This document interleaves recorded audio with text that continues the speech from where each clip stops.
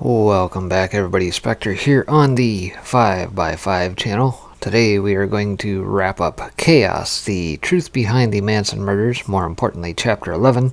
If you've been following along, you can go back on the channel, check all the various bits and pieces out of Chapter 11, Chapter 10, Chapter 7, Chapter 8, kind of striddled throughout the channel here, various portions of the book, and that talking about mind control, COINTELPRO, MK Ultra, and how this pertains to the Manson murders of the day. And here lately we've been talking about JFK, the assassins, Jack Ruby, how that played out, and talking about a guy by the name of Jolly West and his ties to people like Allen Dulles, as well as the other CIA directors as well. So without further ado, let's wrap up Chapter 11 here, and we'll finish up with a deliberate gangland killing.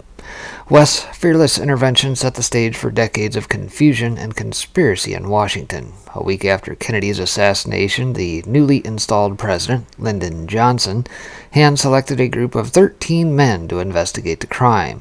The president's commission on the assassination of President Kennedy, better known as the Warren Commission, after its chairman, Chief Justice of the United States Earl Warren, had some dubious members in its ranks. One was Allen Dulles, the former CIA director. Kennedy had fired him 2 years earlier after he'd bungled the Bay of Pigs invasion. Another was the official CIA liaison to the group, Richard Helms, who soon to become the agency's director. A protege of Dulles, Helms was the long-time secret employer of Jolly West and one of the few agency officials aware of MK Ultra. But no one else on the commission, except presumably Dulles, who started the program, was aware that a CIA asset trained in mind control had assumed responsibility for the psychiatric care of Jack Ruby, whom the commission regarded as their most important witness. In June 1964, Earl Warren and others from the group flew to Dallas to give Ruby a hearing in the interrogation room of the county jail. The bulk of his testimony was a morass of paranoid rambling. He begged Warren to get him out of Dallas. "The Jewish people are being exterminated at this moment," he warned. "I know I won't live to see you another time. Do I sound sort of screwy?" He demanded to speak with a Jew, whispering frantically, "You have to get me to Washington. They're cutting off the arms and legs of Jewish children in Albuquerque and El Paso." The commission, unable to extract a cogent account from their main witness, concluded that Lee Harvey Oswald acted alone in assassinating Kennedy, and that Ruby did not act in a conspiracy to silence Oswald. Although they saw no evidence of a secret plot, they couldn't definitively rule out such a thing. But their integrity was compromised the minute West set foot in Ruby's jail cell. The group was required to investigate the CIA as a routine suspect in the assassination of a sitting president. Neither Dulles nor Helms ever reported their knowledge of West's employment by the CIA, and soon Jack Ruby was no longer around to tell his own story. He died in 1967 of complications from lung cancer. In the 70s, when Congress looked into abuses by intelligence agencies, it found evidence that the CIA and FBI had obstructed the Kennedy investigation. Dulles and Helms had deliberately concealed failed CIA plots to assassinate Cuba's dictator, Fidel Castro. Allegedly, the CIA had aligned with organized crime figures, many sworn enemies of President Kennedy, and his brother, Attorney General Robert Kennedy. They teamed up with anti-Castro Cubans in Miami and New Orleans to assassinate the dictator. Helms had personally overseen those schemes. The evidence, wrote House officials, impeaches the process by which the intelligence agencies arrived at their own conclusions about the assassination. Feeling it had no choice but to start over again, the House voted overwhelmingly to impanel the House Select Committee on Assassinations, HSCA, and re-investigate. The HSCA openly aspired to make the Warren Report persuasive. Its final 5-volume report, arriving in 1979 after 2.5 years and $5.4 million in taxpayer money, did just the opposite. Based on new ballistic evidence of a second gunman in Dallas, the HSCA rejected the Warren Commission's finding that Oswald had acted alone. There was a probable conspiracy, it announced, to assassinate the president. The committee had to be measured, It didn't identify any potential co-conspirators in the president's murder. A few years later, freed of their congressional restraints, the committees G. Robert Blakely and Richard Billings published The Plot to Kill the President, an unmuzzled account of the investigation. The murder of Oswald by Jack Ruby had all the earmarks of an organized crime hit, an action to silence the assassin, so he could never reveal the conspiracy, they wrote. Jack Ruby, working for the mob after stalking Oswald for 2 days, silenced him forever. There was a deliberate gangland killing. The co-authors saw no evidence implicating the CIA, but they remained suspicious. Their suspicions were borne out in the hulking 27-volume appendix of the HSCA Witnesses' published testimony, which described behind-the-scenes maneuvering by Dulles and Helms to obstruct the Warren Commission. Along with the FBI's J. Edgar Hoover, Dulles and Helms were determined to present Oswald as a crazed lone assassin and Ruby as a distraught citizen. Hoover released the FBI's initial findings just 2 weeks after the killing, concluding that Oswald acted alone. Hoover lied his eyes out, the Warren Commission's Hale Boggs later testified in HSCA hearings. On Oswald, on Ruby, on their friends, the bullets, the gun, you name it. Dulles was no less complicit. He'd urged the Warren Commission to limit itself to reviewing the FBI's investigation rather than mounting its own. In secret, he met with Helms and other CIA officials to coach them on what questions the Commission planned to ask. Faced with these revelations, the HSCA could only conclude that intelligence groups were hiding their links to Oswald and Ruby, if not a CIA effort to assassinate Castro. Some believe that the plot on Castro may have been turned on Kennedy after his Bay of Pigs invasion failed, and he embraced other policy changes that curtailed the agency's influence, like reducing the U.S. presence in Vietnam, warming diplomatic relations with the Soviet Union, and decreasing military spending. Even President Johnson had his doubts. The president felt that the CIA had something to do with the plot, said an Oval Office memo from '67. If the CIA wanted to shut Ruby up, what was it that he had on it? Burt Griffin, an attorney for the Warren Commission, appeared before the HSCA to say that he and his partner had nearly confirmed Ruby's ties to gun-running schemes by anti-Castro Cubans, who were shipping arms from the United States to Cuba in hopes of deposing the dictator. At the time, Griffin had no idea the CIA sponsored these gun-running schemes. In March 1964, when Ruby was weeks away from his examination by Jolly West, Griffin and his partner approached Richard Helms, requesting all the information the CIA had on Ruby. They believed it was possible that Ruby was involved in illegal dealings with Cuban elements who might have had contact with Oswald. Helms offered only a curt reply. The CIA would be very limited in its possibility of assisting. Griffin was baffled. This was someone who was supposed to be helping him. He appealed again. By the time Helms mustered a response, months had passed, and West had long since paid his fateful visit to Ruby.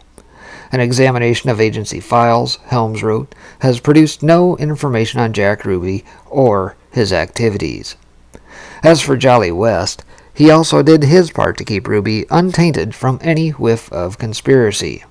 As the Warren Commission tried to divine Ruby's motive, West sent a confidential letter to Earl Warren himself, a copy of which I discovered in the HSCA's files.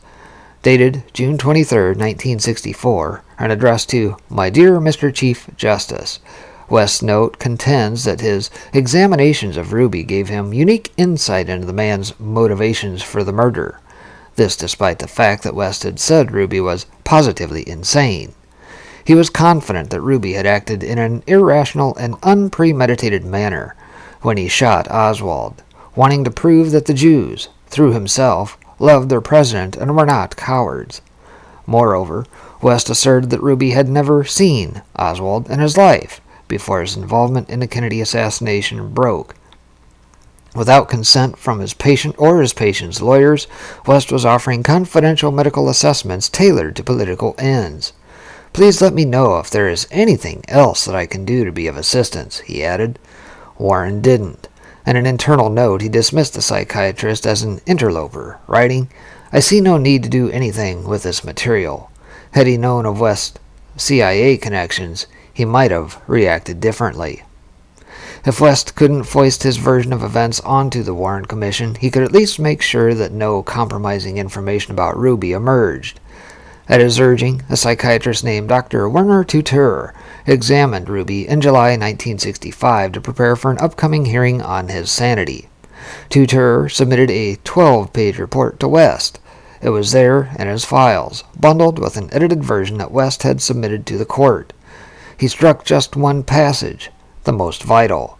There is considerable guilt about the fact that he sent guns to Cuba, Tutor had written. He feels he helped the enemy and incriminated himself. They got what they wanted on me. Erasing those lines, West expunged the very evidence Griffin had been looking for. West kept meticulous notes on the Ruby case, all dutifully filed. As investigators, scholars, and journalists struggled to piece together the puzzle, he watched from afar, compiling records for his own book about Ruby. He never ended up writing it, but he had paid close attention to an exhaustive 1965 volume, The Trial of Jack Ruby, by John Kaplan and John R. Waltz. They wrote, "The fact is that nobody knows why Jack Ruby shot Lee Harvey Oswald, and this includes Jack Ruby." Jolly West had jotted down that line with a note to himself. Good quote. It was, until now, the closest he ever came to receiving public credit for his work. Coda, the Data Spew. Libra, Don DeLillo's 1988 novel about Lee Harvey Oswald, features a character named Nicholas Branch, a retired CIA analyst tasked with internally reviewing the agency's conduct in the JFK assassination, once and for all. The assignment swallows him for 15 years. The agency pays for the construction of a lavish, fireproof home office, which becomes, to Branch, the book-filled room, the room of documents, the room of theories and dreams. He reposes in a glove-leather armchair, surrounded by shelves and filing cabinets bursting with folders, cassettes, legal pads, and books. Branch sits in the data spew of hundreds of lives. He comes to feel that the past is changing as he writes, and his ultimate subject, he knows, isn't crime or politics. It's men in small rooms. Although I had a sagging sofa instead of a glove-leather armchair, and while nothing in my apartment was fire-insured, let alone fireproof, I identified a lot with Nicholas Branch. I was immersed in records, voices from the past, competing narratives, complexity that sometimes seemed to multiply for its own sake. No matter which way I moved, the stories shifted beneath my feet. I was a man in a small room reading about men in small rooms. But where Nicholas Branch had the full backing of the CIA, I only had myself. As I worked to fill out my book proposal and, I hope, draw my reporting to a close, I had dreams of sharing my findings with the members of the Warren Commission, brandishing evidence they'd never been able to prise out of the CIA. But most of the Commission's members were long dead. Gerald Ford wasn't, but he wanted nothing to do with me. Burt Griffin, who'd been responsible for handling the Ruby aspect of the investigation, said in a phone interview that my findings were very scary stuff and that West's relationship with the CIA should be investigated. But he was long retired. If anyone was going to launch an investigation, it wouldn't be him. I had better luck with Arlen Specter, then the senior senator from my home state of Pennsylvania. Late in 2002, visiting my parents in Philadelphia, I decided to see if he was interested in the papers I'd uncovered. Specter had joined the Warren Commission as a young investigative attorney. He'd participated in Ruby's appearances before the commission. When Ruby dilated on his anti-Semitic conspiracy theories, he thought he had an ally in Specter, one of the commission's only Jewish staff members. Specter was also responsible for the Warren Commission's controversial single-bullet theory, which argued that one bullet had taken a circuitous route through the bodies of John F. Kennedy and Governor John Connally, who had been sitting in front of Kennedy when he was shot. This theory ruled out the possibility of a second gunman, and Specter regarded it as gospel truth. He referred to it as the single-bullet conclusion. Since his role in the commission had launched his career, Specter had been unusually forthcoming about it over the years. eager to defend his position and to remind voters of his role in a seminal chapter of American history. Getting Spector's attention took months. Through his aides, I wrangled what was supposed to be a 2-minute phone interview. He called me from the Senate floor. I laid out my case as quickly as possible, with background on West, his involvement with the CIA's MKUltra experiments, and his examination of Ruby. Spector was intrigued. Our call ended up running to 20 minutes, though he had no knowledge of the agency's mind control program or the congressional investigation into it. He seemed open to the possibility that West could have tampered with Ruby and, thus, with the Warren Commission's findings. "Can you fax me those documents?" he asked, offering to approach the CIA about them. I wanted him to see them in person. Once they were out of my hands, there was no telling where they might end up, and alerting the CIA to them right away might not be in the best interest of my reporting, Spector sighed. Knowing that congressmen usually went home for weekends, I took a chance. If you're going to be in Philadelphia, he had a squash match that Saturday at the Wyndham Plaza Hotel. He suggested I meet him there. His aide would call to set it up. I was thrilled. A sitting senator, a key investigator for the Warren Commission, was willing to hear me out in person. I followed up with a fax sharing some of the New York Times reporting on MKUltra and more information on West.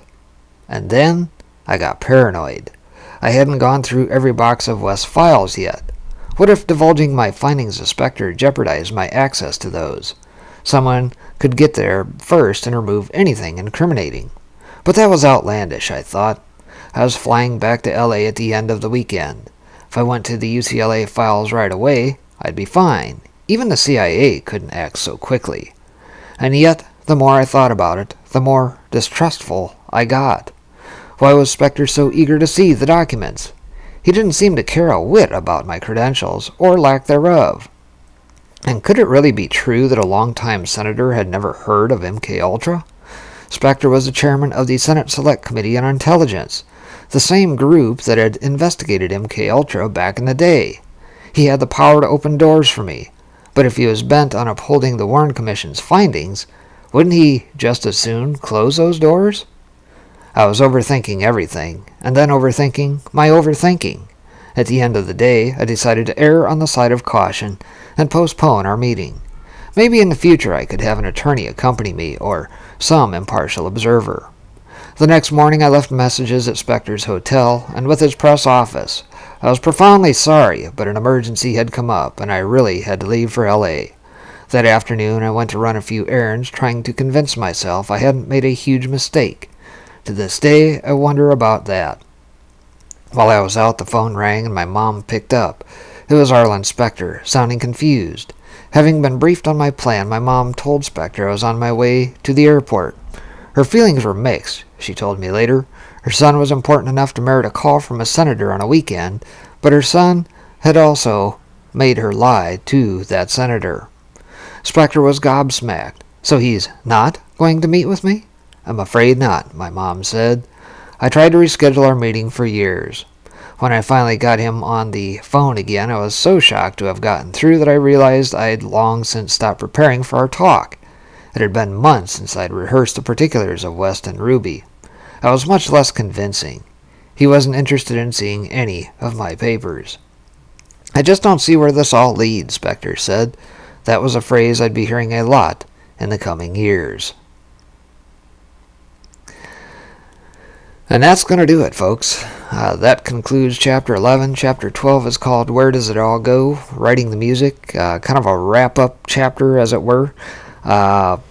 Don't know that we'll actually get into that one. I think all the fun stuff of the book was pretty well comprised in Chapters 7, Chapters 8, 10, and 11 here. All the mind control related stuff as it delves into the stuff that we saw back in the day with JFK, Lee Harvey Oswald, Jack Ruby, all the various players or associations, etc., etc. And probably most importantly, the details in that were left out of the book helter-skelter. Certainly this book has done a very good job of picking up some of those details and digging very deep into all the various players and conspiracies and everything else behind the scenes. So, That being said, if you get the opportunity and wish to, again, listen, you can go back on the channel, pick up those particular chapters that we've covered here, or you can go get the book yourself and read it. Chaos, the Truth Behind the Manson Murders. It is a very good read. I would recommend it. And of course, the parallels to what is playing out today are extremely uncanny, and would certainly give you pause and make you ask some questions about the things that you see playing out, and whether or not some of these programs did indeed allow to sunset. I would tend to believe that they didn't, and are still in play today, but that's just my honest opinion. So, that being said, appreciate you guys tuning in. Thanks for joining, and we'll see you back next time. Take care, everybody.